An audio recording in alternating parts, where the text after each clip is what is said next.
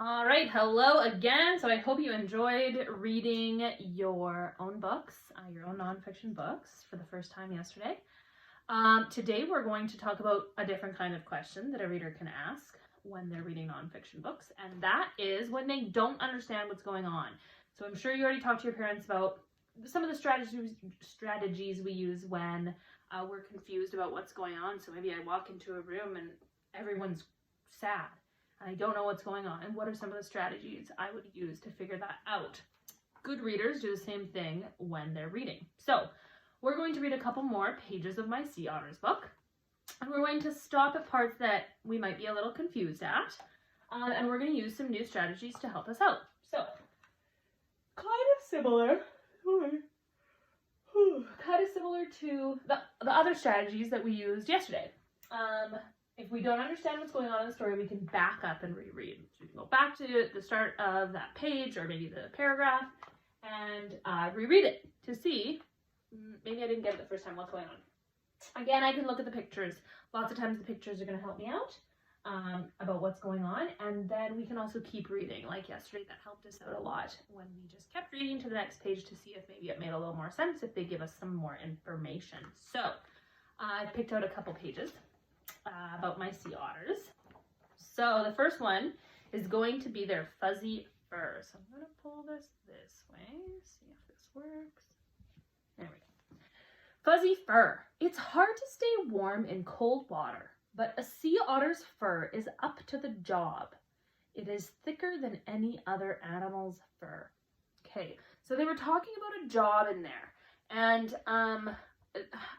maybe I might get confused, especially if I had to sound a couple words out, as to what a job has to do with this. So I'm going to reread it.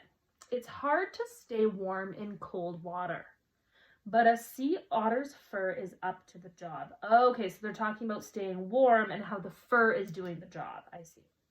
It is thicker than any other animal's fur. Okay, so it's very thick. The fur has 2 layers. The outside layer keeps the cold water out. The inside layer stays warm and dry. Okay. And if that took a long time to sound out, I might go back and reread that. 2 layers, outside keeps the cold water out, inside stays warm and dry. Awesome. So let's go to playful pups. And it's using the word pup, but I'm looking at the picture and I'm going to assume that means babies based on that picture. So, baby sea otters are born in the water. They are called pups. Pups are about 2 feet long at birth. That's about as long as 2 cereal boxes. Okay, so it's talking about cereal boxes, so I'm going to go back and reread because I'm kind of confused why they're talking about cereal. So, pups, that's their babies, are about 2 feet long. Oh, that's a measurement. Okay. That's about as long as 2 cereal boxes. Oh, so they're telling me about 2 cereal boxes long is how big one of the babies are. Cool. Oh, the mother teaches her pup how to swim, dive, and roll, but she does the hunting until the pup is older. A mother may wrap her pup in kelp when she dives. Then the pup will stay in one place while she is away. Oh, she wraps him all up so he doesn't go anywhere.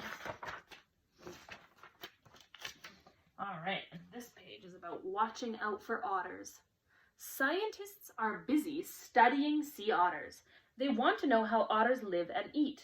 They want to learn about otters that have gotten sick or hurt too. Then they can help. A scientist weighs a sea otter at the Monterey Bay Aquarium. Scientists do know that pollution. That's a word I don't know. I'm going to look in my glossary. Pollution. Dangerous material that makes the water, air, or soil dirty. Okay, so pollution. So now I'm going to reread because I've lost track. Scientists do know that pollution hurts sea otters.